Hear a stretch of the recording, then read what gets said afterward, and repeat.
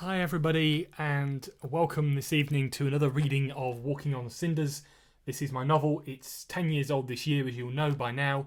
Came out in May of 2010. Wrote it when I was 18 years old, and so because we're all in lockdown, isolation, etc. for the next X number of weeks, we don't know how long it's going to last. Personally, I think that the government are holding off until we finish the book to ease the lockdown, but I'll be here and we have about 12 or so more chapters to go on this, and we are at chapter 22 this evening. So here we go with Walking on Cinders, chapter 22. Chris and the others soon took advantage of a break in the fighting. The reformed troops had retreated back into the mountains, and while the united men recuperated, a stalemate developed between the two sides. For a while, every soldier rested more easily. The following morning dawned bright and breezy. The sun rose to cast a welcome glow upon the French hills. Chris knew things were looking up when the weather cleared. For days they had been fighting a losing battle against sheets of rain, a thick fog which engulfed the chaîne de Puys and made it hard to see anything beyond a metre ahead. But now there was just an eerie silence, a hint of desperation dancing on the cool breeze, something that they had not noticed before. Before long, everyone piled into one of the standard army pickups with an open back and faded tarpaulin hanging from the cab, and with Ewan in control of the wheel and Jennifer in the passenger seat beside him, they set off for the French coast. Chris and Thomas thought the cool breeze from the back of the vehicle was similar to the sitting on a double-decker bus back in England. Beyond the tallest hillock of the chaîne de Puys, a narrow track led down towards the Expressway, and from there on to the coast. They all knew that they were unlikely to make it back to the base before sundown that evening, but none of them really cared. The fresh air would do them good, give them a chance to forget their troubles and become better acquainted with the twins. Jennifer was particularly excited. She hadn't been to the beach since she was a child. Miss Marmalade had only performed on the British coast once, on the historic Blackpool Pier. Part of a town had long since been demolished to make way for a new United rocket landing way, with the Blackpool Tower turned into a radio receiver and the public hologram hotspot. So many changes. Reaching the Expressway with the views to the west, back towards the mountain range from which they had travelled, they were outstanding. They could pick out each hilltop and freshwater pool as it shimmered in the sunlight. It was hard to believe that these hills hid a battle so harsh that it was barely imaginable. Their route was clear, which allowed Ewan to drive faster than usual. Hardly any vehicles travelled on the Expressway any longer. Instead, its path, which twisted along the very edge of rural France, provided direction for the many hovercars bound for the coast. Only because the men had enlisted had they learnt how to drive a manually geared, fuel-powered vehicle. With the last of the fossil fuels reserved for the armed forces, they could drive without the fear of a speed limit anywhere in the world, wherever they were posted. The golden sands of the beach stretched out into the distance, where at last they met with the shimmering expanse of the ocean. Ewan steered the battered old pickup truck around onto the gravel patch which had once been a car park. High above them there were stop locks for the hovercars already occupied by early arrivals. Piling out into the heat of the day, each one of them was filled with the need to escape the horrors of conflict, if only for a little while. The twins couldn't wait. They knew this place because their father had brought them here when they were children. Now it felt as if they were returning to some long-lost home. Together they ran over the dunes and down onto the beach, giggling like the happy children that they had once been. Jennifer reached out and locked fingers with Ewan, an instinctive reaction. For the first time in years, he was going to go swimming. Ewan and Chris had to admit that they had picked a glorious day for their break. Down on the beach, grandparents and mothers looked after the little ones, absent of the men who were away fighting. The children built sandcastles, while their mothers tried to relax in the sun. In a while, the grandparents would take them paddling. The scene was a long way from the battle which they had so recently left. When the rest of the little group finally made their way down onto the sand, they looked around for the twins, hearing their voices long before they saw them. They were standing a little further down the beach with big smiles on their faces. "Down here!" Belle shouted gleefully, waving her hands in the air. "Isn't it marvellous?" the sister replied happily. They laid a blanket down on the sand and secured it with stones. Renee and Belle had changed into their shortest skirts that they could find and had tied their shirts up in the middle, exposing their tummies to the sun. With Belle's hair tied back in pigtails, they headed off towards the sea, their feet padding against the dry sand and their long legs shining in the sun. Thomas couldn't draw his eyes away as he watched them jumping in and out of the waves. "Why don't you join them?" Chris said, leaning over at his friend and trying to use as much tact as possible. "We're here to have a good time." Thomas thought about this for a moment.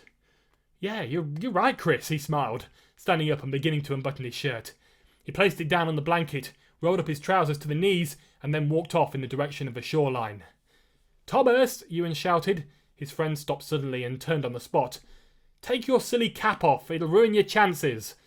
Thomas muttered some sort of reply, smiled weakly and skimmed his cap back through the air like a frisbee. The group was dispersing quickly, with only 3 of them now left at the top of the beach. "I'm going for a walk," Chris said simply, getting up from his position and looking out towards the horizon. "I need to clear my head."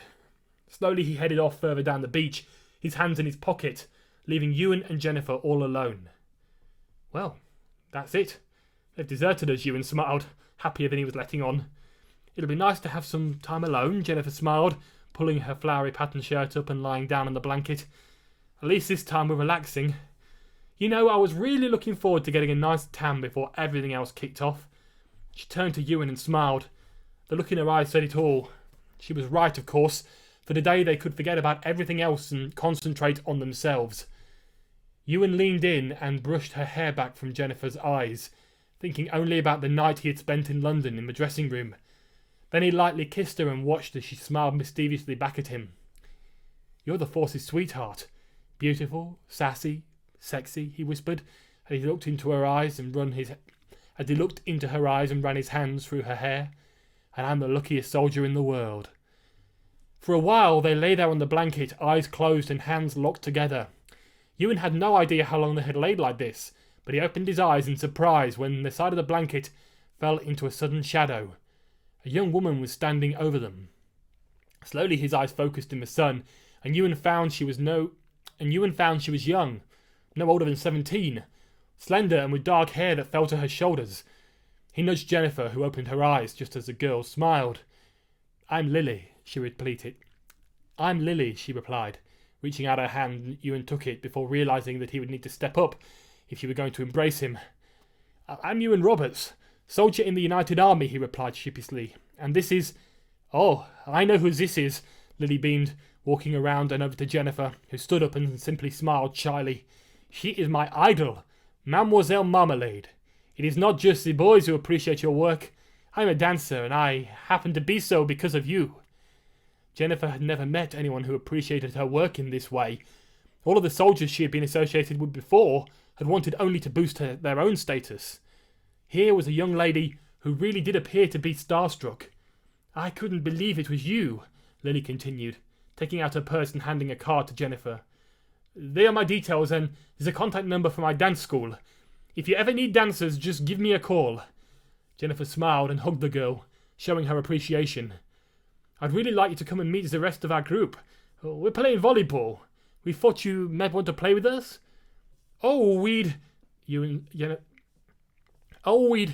Jennifer smiled, but Ewan interrupted. "We've got to stay here for our friends, I'm afraid, so really we can't." "Oh, yes you can," came a voice from behind, and all 3 turned to see Chris pacing back towards them. "Go on, go and enjoy yourselves." And, dusting the sand from her legs, Jennifer again took Ewan's hand as they followed Lily off down the beach. On the very edge of the sands, where the waves lapped against the shore, Renee and Belle were frolicking in the surf. They saw Thomas approaching, and they knew it wouldn't be long before they were chasing him up and down through the waves. And soon enough they were, jumping this way and that to avoid the surf, before Thomas took a nosedive and fell face first into the shallow water. He came up seconds later with sand all over his face. "Seeing as I'm wet," he shouted, "I'm going for a swim." And he dived in again, taking in the surf and the long strokes that he had to appear deeper water, leaving the twins back on the shore. Renee and Belle looked at each other. What would it matter if they had a few wet clothes? "Hold on," Renee called, splashing forwards and nearly falling in herself. "We're coming too." Before long, Ewan and Jennifer found they were losing rather badly in their game of volleyball. Ewan had never played and Jennifer could hardly remember the rules. The girls they were playing with, Lily at the helm, were tall and agile compared to them, and it was clear from the outset that they were all dancers.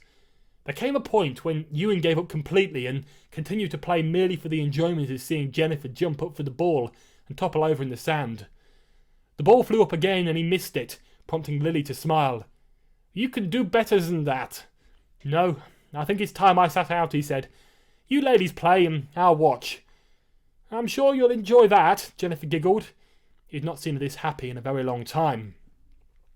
Presently, he wondered if it would be best for him to return to Chris and take over manning the blanket. When Ewan stood and slowly made his way back to where he'd left Chris, he was not the least surprised that Jennifer continued to play, oblivious to the fact that he had left.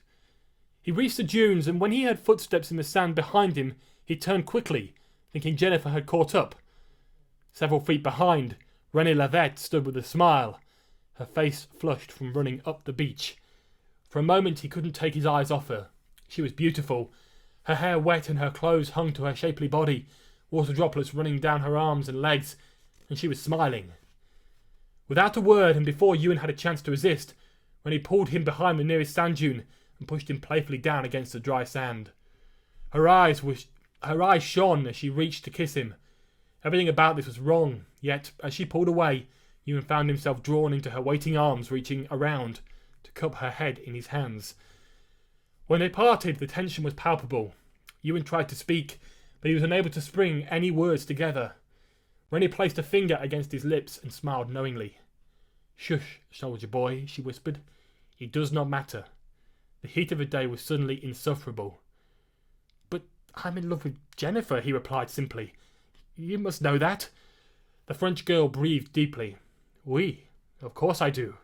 But I have wanted you all this time, and now I have had you." Ewan didn't understand. Finally Renée said, "What happened here today won't happen again, if that is what you want." Again she leaned in, and this time she kissed his cheek before getting up to walk back to the main beach. The sun was already low in the sky, and the tide had drawn in when they decided it was time to leave. "It's been a long day," Chris said, his mind already returning to the ongoing battle. The others remained silent as he pushed the vehicle into first gear and drove out onto the single-track road which led back to the Expressway. Leaving the beach behind, they all knew there would be far worse to come. So that's chapter 22 of my novel Walking on Cinders. Tomorrow night I'm back to read you chapter 23. If you'd like to join me at the same time, 6 p.m, I'll be here.